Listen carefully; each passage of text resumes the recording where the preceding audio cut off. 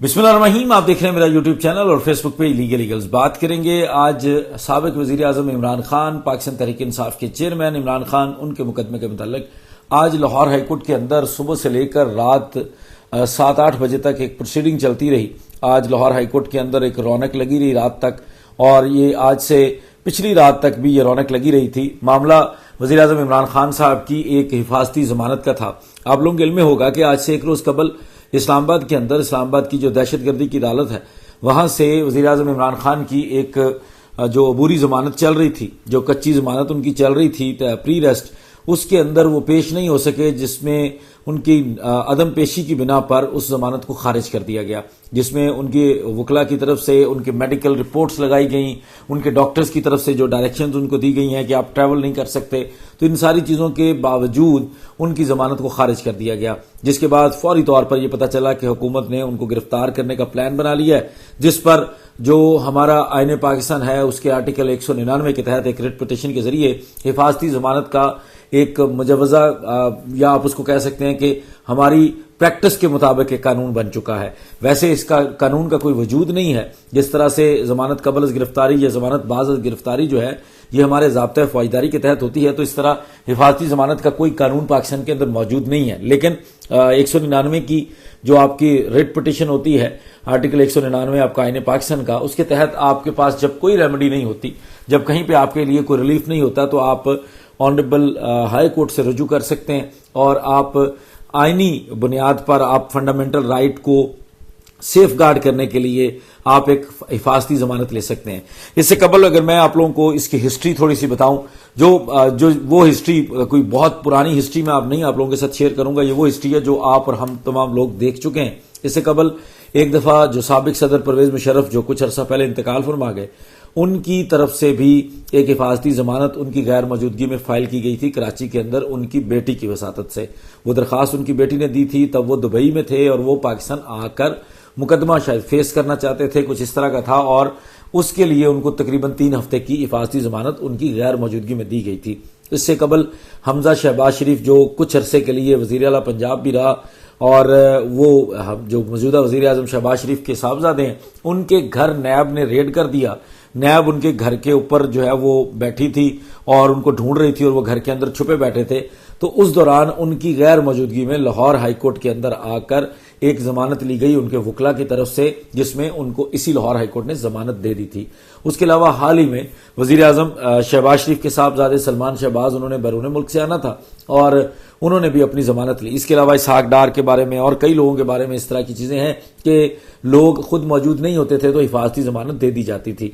आज इमरान खान की तरफ से भी इस तरह का रिलीफ मांगा गया, जो हमारी लाहौर हाईकोर्ट ने रिफ्यूज कर दिया। जो सारी प्रोसीडिंग हुई वो मैं आप लोगों को पहले उसका एक डिटेल तो बहुत लंबी है, क्योंकि हम लोगों ने सुबह से लेकर रात तक सारी प्रोसीडिंग को विटनेस किया, लेकिन मैं आपको मुख्तसरन जितना हो सकता है वो मैं आप लोगों के सामने रख देता हूं। लाहौर हाईकोर्ट के अंदर कल के दिन में भी ये समाअत चलती रही। जस्टिस तारिक सलीम शेख साहब हैं, उनके पास ये जमानत दायर की गई थी और उनकी तरफ से ये जिद थी या उनकी तरफ से ये डिमांड थी कि आप इस पटिशनर को पेश करें, इमरान खान को पेश करें, जिस पर वकला की तरफ से मेडिकल रिपोर्ट्स का बार बार हवाला दिया जाता रहा। उसके साथ साथ इमरान खान को सीरियस लाइफ थ्रेट्स का हवाला दिया जाता रहा कि पार्टी लीडरशिप भी इस चीज की कायल है या इस चीज के ऊपर कन्विंस्ड है कि उनको वहां से नहीं निकलना चाहिए और ये जमानत अगर आप ऐसी दे दें तो बेहतर है। लेकिन ऑनरेबल लाहौर हाईकोर्ट के जो बेंच थे, जस्टिस तारिक सलीम शेख साहब की जो सरबराही में बेंच था, उन्होंने इससे इनकार कर दिया। आज के दिन दोबारा उनके पास समाअत चल रही थी तो एक नया इशू सामने आ गया। नॉर्मली अगर किसी जगह पर 2 बंदे साइन करते हैं, एक बंदा 2 जगह पर साइन करता है, तो हो सकता है कि किसी जगह पर एक तरह का साइन ना हो। तो जो इमरान खान का वकालतनामे के ऊपर जो साइन था और उनका जो सिग्नेचर था हलफनामे पर, जो एफिडेविट वगैरह के ऊपर था, वो दोनों थोड़े मुख्तलिफ लगे, जिस पर अदालत ने तशवीश का इजहार किया। वकला की तरफ से उनको तसल्ली बख्श जवाब नहीं दिया जा सका। उन्होंने बार बार कहा कि अब ये जो सिग्नेचर वाला मसला है, ये इमरान खान खुद आए और यहां पर आकर वेरीफाई करे कि ये सिग्नेचर उसी के हैं, जिसकी वजह से वो अपनी बात पर अड़ गए। वकला की तरफ से कई तरह की यकीन दहानी कराने के लिए वीडियो लिंक का बार बार जिक्र किया गया कि अगर आप मौका दे दें और वीडियो लिंक के ऊपर हम ये काम कर लें, लेकिन अदालत ने इस चीज का बिल्कुल उनके इस तरह के किसी बहाने को नहीं माना। उन्होंने कहा कि ना तो हम वीडियो लिंक के ऊपर मानेंगे, ना हम यहां से कोई बैलफ भेज के कंफर्म करेंगे। इमरान खान को यहां पर आना पड़ेगा, अगर वो आएगा तो ठीक है, अदरवाइज ये जो सिग्नेचर मुख्तलिफ आया है, मैं इमरान खान को भी तौहीन अदालत का नोटिस जारी करूंगा और आप लोग जो इमरान खान के वकला है मैं इनको भी तौहीन अदालत का नोटिस जारी करूंगा। ये सारी प्रोसीडिंग चलती रही। इस दौरान एक डिवीजन बेंच के सामने एक दरखास्त दायर कर दी गई दोबारा, जिसके अंदर हाजिरी से इस्तिस्ना के लिए वो दरखास्त थी। इसकी सरबराही कर रहे थे जस्टिस अली बाकर नजफी साहब और उनके साथ उस बेंच में जस्टिस सैयद शहबाज रिजवी साहब शामिल थे। इन दोनों जजी साहबान का जो डिवीजन बेंच था उनके सामने ये मामला जो है वो दोबारा चला गया। तकरीबन 5:15 बजे ये समाअत शुरू हुई। काफी देर वकला पहले इंतजार करते रहे, कभी एक अदालत में जाते थे, कभी दूसरी अदालत में। और वो आपको पता है कि जब इस तरह का मामला होता है, जैसे हम लोग भी उस केस को फॉलो कर रहे थे कि ये पाकिस्तान का इस वक्त एक बड़ा अहम इशू चल रहा है, एक पाकिस्तान की एक अहम शख्सियत का केस है, तो ऐसे केसेस में सीखने को बहुत कुछ मिलता है। तो इस तरह और भी बहुत सारे लोग और उसके अलावा पाकिस्तान तहरीक इंसाफ के जो वकला कायदीन थे वो भी, और उसके अलावा यहां पर आजम सवाती साहब भी नजर आए, इमरान इस्माइल साहब भी नजर आए, मियां असलम इकबाल साहब भी, और भी सियासी शख्सियात वहां पर नजर आ रही थी। ये मामला जब अली बाकर नजफी साहब ने टेकअप किया तो बड़ी धीमे मिजाज के हैं, बहुत अच्छे तरीके से बड़ी नफासत से बात करते हैं, और उनके साथ जो जस्टिस सैयद शहबाज रिजवी साहब हैं वो भी बिल्कुल उसी तरह से बहुत ही नम मिजाज हैं। उनकी तरफ से कहा गया कि आप आर्ग्यूमेंट शुरू करें, और जो वकला के अंदर जो अजहर सदीक साहब हैं, एडवोकेट सुप्रीम कोर्ट हैं, वो इस चीज को प्लीड कर रहे थे, और उनके साथ जो इमरान खान के भांजे हसन न्याजी एडवोकेट वो भी साथ थे, जो कि बाद में उन्होंने उसके अंदर कुछ बोलने की कोशिश भी की, लेकिन वो सारा कुछ नहीं हो सका।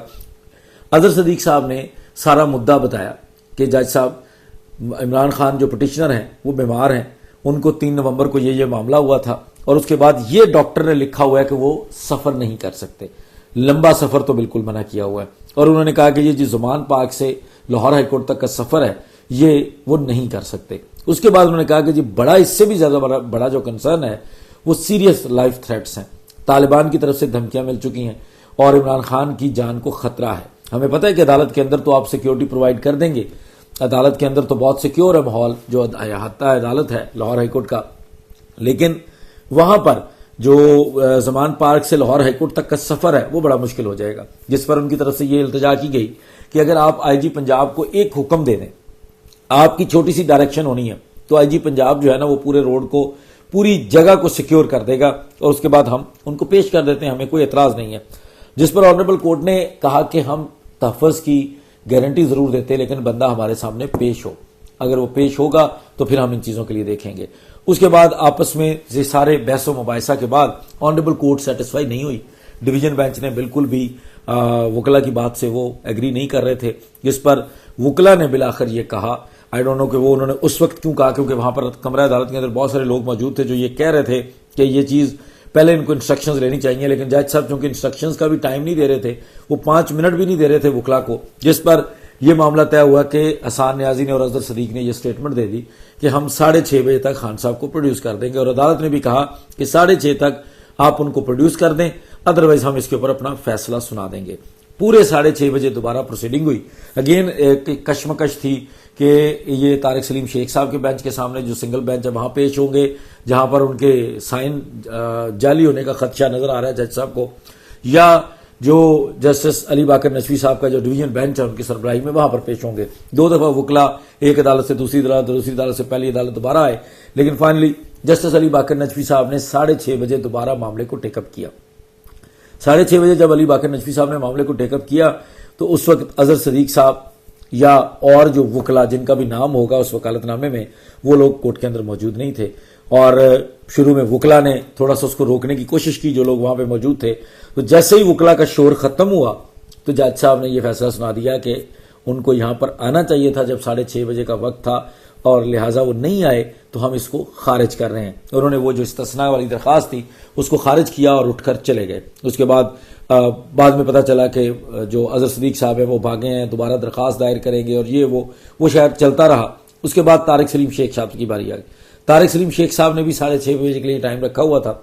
उनके सामने जब बाद में प्रोसीडिंग्स हुई तो तारिक सलीम शेख साहब, जो जस्टिस तारिक सलीम शेख हैं, उनके सामने जो प्रोसीडिंग हुई उसमें मामलात कुछ यूं तय हुए कि चूंकि इमरान खान की को लाइफ थ्रेट्स हैं, सीरियस लाइफ थ्रेट्स हैं, और ये वकला ने जब बार बार इसको एजिटेट किया तो वहां पे कई लोगों का हवाला दिया। आजम सवाती मौजूद थे, मैंने आपको बताया, कई और पार्टी के कायदीन थे, लाहौर के, इस्लामाबाद से आए हुए बहुत सारे लोग शामिल थे। तो वो सारी चीजों का जब जिक्र किया तो ऑनरेबल कोर्ट ने वो इस नतीजे तक पहुंची, रिलीफ कोई नहीं दिया उन्होंने आज भी।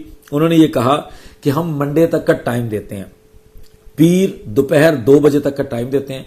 हम आईजी को अभी अहकामात जारी कर रहे हैं कि वो आपके साथ, यानी लीगल टीम जो इमरान खान की इस मामले में है, वो लीगल टीम और जो आईजी पंजाब हैं वो लोग बैठकर सिक्योरिटी के मामला तय करेंगे। आईजी पंजाब इनको प्रॉपर सिक्योरिटी प्रोवाइड करेंगे और जब वो इनको सिक्योरिटी प्रोवाइड करेंगे तो इमरान खान 2 बजे मंडे को इस अदालत के सामने पेश होंगे। और ये कहकर उन्होंने मामले को मंडे तक एडजर्न कर दिया। अब मंडे को इमरान खान साहब ने पेश होना है। अगर इमरान खान साहब पेश होते हैं तो उनको हिफाजती जमानत मिल जाएगी। अगर वो पेश नहीं होते तो हो सकता है कि इस्लामाबाद पुलिस जो है वो उनको अरेस्ट कर ले। मामले के अंदर, मेरिट के अंदर जो एफआईआर है जिसके अंदर उनको अरेस्ट किए जाने का खदशा है, उसके मेरिट के ऊपर आज अदालत ने बिल्कुल भी नहीं उसको छेड़ा, क्योंकि वो बज़ाहिर जो मुकदमा है वो फौरी तौर पर इमरान खान का या तो मुकदमा खत्म हो जाएगा या उनको फौरी तौर पर जमानत उनकी कंफर्म मिल जाएगी। लेकिन अदालतों ने आज सिर्फ इस चीज के ऊपर जोर रखा कि हमें इमरान खान को अपने सामने पेश करवाना है, लेकिन बिलाखिर आज भी इमरान खान को पेश नहीं करवाया जा सका। और कल का दिन भी गुजरा, आज का दिन भी गुजरा, अब मंडे का है। मंडे 2 बजे के लिए प्रोसीडिंग्स हैं। फर्दर जो भी डेवलपमेंट होगी हम इस केस को जरूर फॉलो करेंगे। इसके अलावा भी जो सियासी मुकदमात चल रहे हैं, लाहौर के अंदर है, इस्लामाबाद के अंदर है, कराची के अंदर है, उन तमाम चीजों को इंशाअल्लाह ताला हम आप लोगों के सामने रखा करेंगे, जो कानूनी मामलात हुआ करेंगे। बहुत शुक्रिया। अस्सलाम वालेकुम।